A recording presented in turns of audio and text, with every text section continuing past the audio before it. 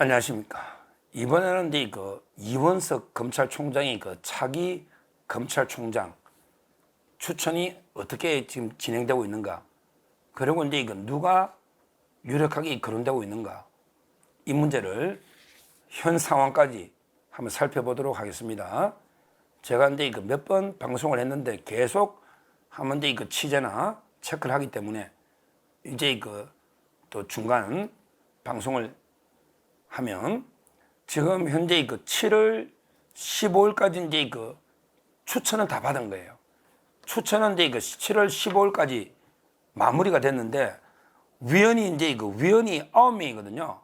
9명이 위원이 1명씩을 다 추천했다고 합니다. 9명이 위원이 어떻게 하냐면 이게 위원장은 지금 검찰총장 추천위원회 위원장은 정상명입니다. 정상명 검찰총장. 이분은 이제 윤석열 대통령 김건희에서 주례를 쓴 게 대단한, 어떻게 보면 이게 가장 가족과도 같은 윤석열 대통령과 이런 이제 분이 정상명 위원장이고요. 그리고 이제 당연직이니까, 당연직은 이제 법원행정처의 대법원에서도 있거든요. 법원행정처의 차장이 옵니다. 법원행정처장은 이제 대법관이기 때문에 안 오고 이제 밑에 부장판사 있잖아요. 법원행정처 차장 배형원, 이분이 당연직. 그 다음에 어제 말씀드린 대한변협의 회장 김영훈.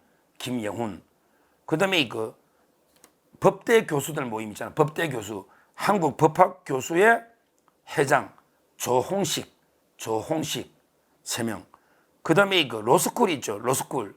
거기 회장 이상경 4명. 그 다음에 법무부의 검찰국장이 있다. 검사인사 하잖아요. 법무부에도 검찰국장이 옵니다. 송강. 이러면 이게 5명이 당연직이 되는 거예요. 당연직. 그리고 이제 위촉을 했잖아요. 비당연직은 이제 위원장 정상명 위원장도 이게 비당연직이잖아요. 거기에다가 이제 새로 3명이 들어온 게 성균관대 로스쿨에 교수하는 이진기 교수. 그 다음에 외대 법학전문대학원 로스쿨 원장 안수연. 그리고 이제 문화일보 논설위원 김세동, 김세동. 이렇게 4명. 그래서 9명이 회의를 하는데 아마 이제 위원들마다 1명씩 추천할 수 있는 총장을. 그래서 이제 7월 15일까지 추천은 이제 마감됐다. 그러면 이게 어떻게 되느냐? 계속 회의를 하겠죠? 회의에서 3명을 합니다. 결국 9명이 위원회에서 검찰총장 후보 3명을 뽑는 거예요. 3명을 법무부 장관한테 주는 거죠. 그러면 이제 박성재 법무부 장관이 3명 중에서 1명을 대통령한테 제청하는 거예요. 그러면 이게 대통령이 임명하는 거죠. 절차는. 근데 박성재 장관이 1명을 이렇게 제청하는데 그 박성재 장관이 혼자 할 수 있겠습니까? 당연히 그건 대통령의 뜻에 따라. 그럼 대통령은 뜻을 하는 거는 이제 김주현 민정수석이죠. 김주현 민정수석. 결국 이제 윤석열 대통령이 임명하니까 참모적으로 중요한 거는 김주현 민정수석과 그 다음에 박성재 법무부 장관 두 분의 판단이 중요할 거예요. 물론 이제 최종 결정은 윤석열 대통령이 한다. 왜? 검찰은 윤 대통령이 제일 잘 아니까. 근데 지금 7일 중에 마무리한다 하거든요. 이제 7일 중에 오늘 7월 20일 넘었잖아요. 아마 이게 다음 주에 사람에게 3명이 추천되지 않을까. 왜? 9월 15일 날 이원석 총장의 임기가 끝나면 바로 이제 9월 15일 하루라도 공백이 있으면 안 되잖아요. 그러니까 이제 사전에 청문회도 하고 또 이제 여러 가지 준비도 해야 되니까 아마 이제 7일 중에 원래 마무리한다 그랬거든요. 추천을. 그러면 이제 다음 주나 빠르면 다음 주나 추천위원회에서 총장 3명을 추천한다. 그것부터 이미 대통령실에 관여할 겁니다. 왜? 대통령실 의중에 있는 사람이 빠지면 안 되니까. 그러니까 3명 추천할 때부터 이미 법무부의 검찰국장도 들어가니까 당연직에. 그 다음에 위원 위촉도 전부 대통령실하고 다 알 테니까 사전에 3명 추천부터 저는 대통령실의 의중이 반영돼야 된다. 이렇게 보고 있습니다. 그래서 7월 중에는 윤곽이 드러난다. 아마 7월까지는 이게 결론이 나야 8월 달에 그 청문회 하고 이게 준비하고 9월 달에 9월 15일이니까 임명이 돼야 되지 않을까. 지금 이게 임박했다. 이렇게 말씀을 드립니다.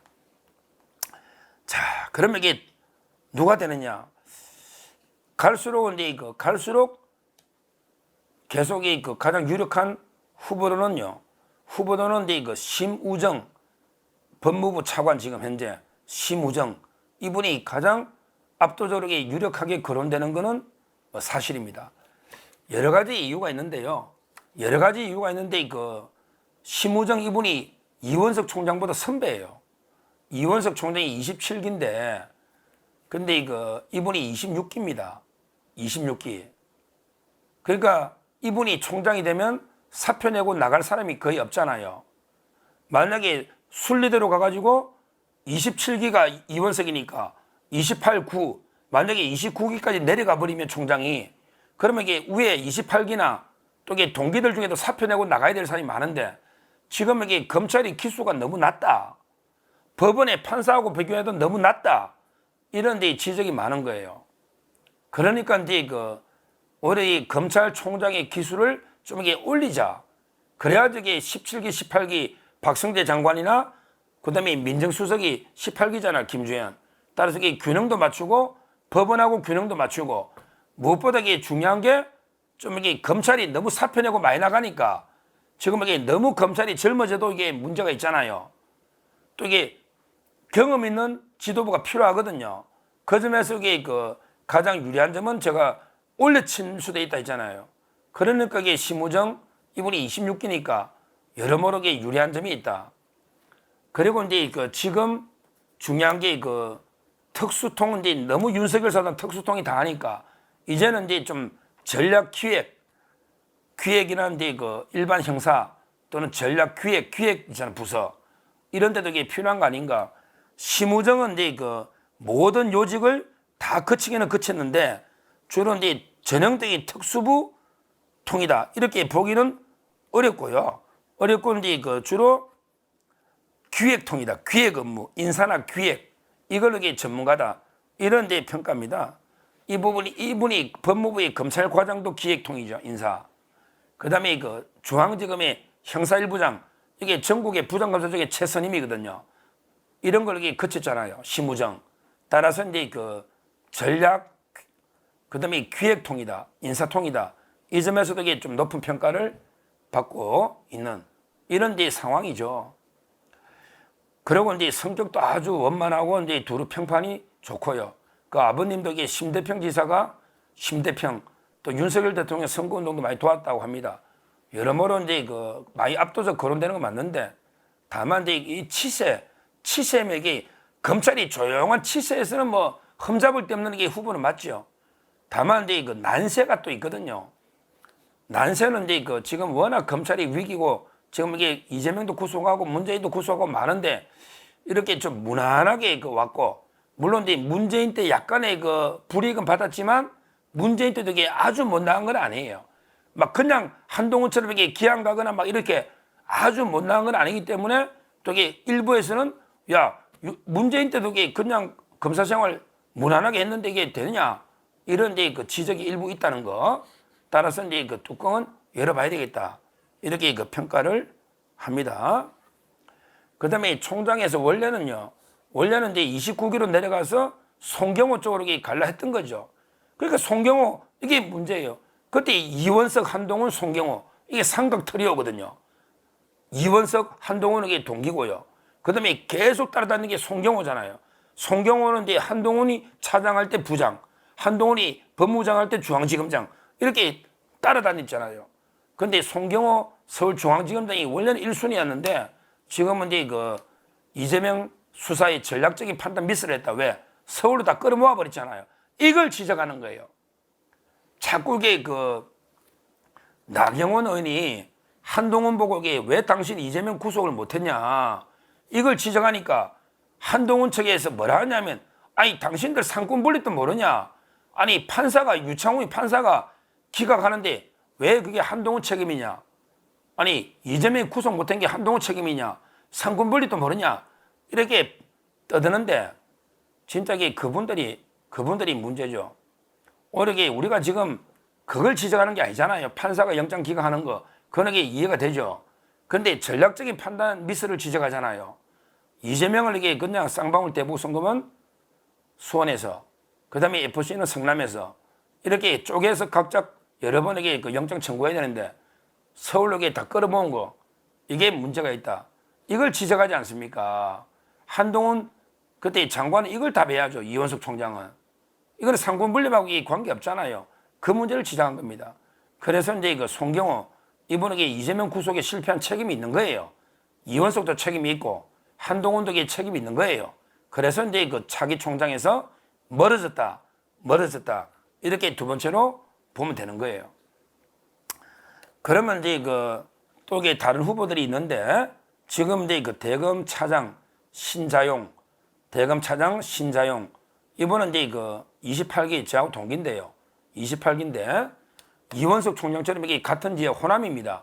따라서 이제 호남에서 계속 총장이 놓으면 되느냐 이런 이제 지적도 있고요. 또는 이제 한동훈 사단이 아니냐 신자용도, 왜냐하면 이게 한동훈 장관 때 검찰국장을 했거든요. 요런 데 비판도 있기 때문에 그거는 이제 좀 지켜봐야 되고, 그 다음에 26기 중에는 서울 고검장 특수함하게 임관혁이죠. 임관혁은 이제 서울 고검장입니다. 고검장. 이분은 이제 특수 1부 2부장 마현 특수의 전설인데 이분도 이제 유력한 후보로 거론되죠. 그런데 문제는 이제 너무 특수통이 다 해보면 또 되느냐? 이원석도 특수통이잖아, 한동훈.